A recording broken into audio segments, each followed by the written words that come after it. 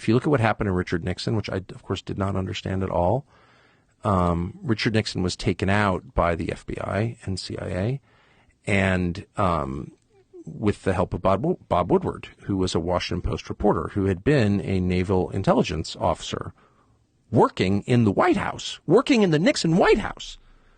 And then he shows up like a year later, and he's this brand new reporter. He'd never been a journalist at all. He's a naval intel officer, the famous Bob Woodward we all revere. And he's at the Washington Post, and somehow he gets the biggest story in the history of the Washington Post. He's the lead guy in that story. Well, I worked at a newspaper. I've been in the news business my whole life. That is not how it works. You don't take a kid like his first day from a totally unrelated business and put him on the biggest story. But he was. He was that guy. And who is his main source for Watergate? Oh, the number 2 guy at the FBI. Oh, so you have the naval intelligence officer working with the FBI official to destroy the president. Okay, so that's a deep state coup. What else? How would you describe that? If that happened in Guatemala, what would you say? And yet the way it was framed and the way that I accepted for decades was, oh, this intrepid reporter fought power. No. This intrepid reporter, Bob Woodward, was a tool of power, secret power, which is the most threatening kind, to bounce the single most popular president in American history, Richard Nixon, from office before the end of his term and replace him with who?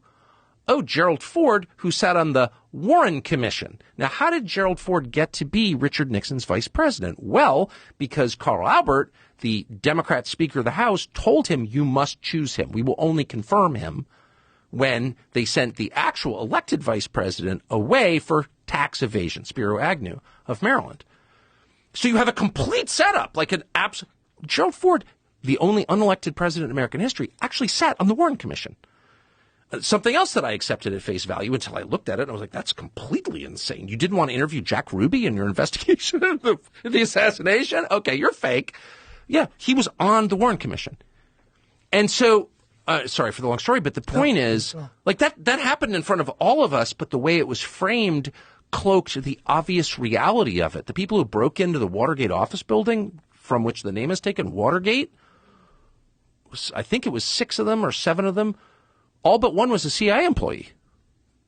That's real. It's like, look it up on Google.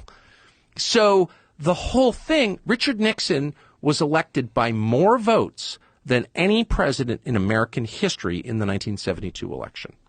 He was the most popular by votes, which is the only way we can really measure popularity, the most popular president in his reelection campaign. And 2 years later, he's gone. Undone by a naval intel officer, the number 2 guy at the FBI, and a bunch of CIA employees. You tell me what that is. Those are the facts. Those are not disputed facts. That's not crackpot shit.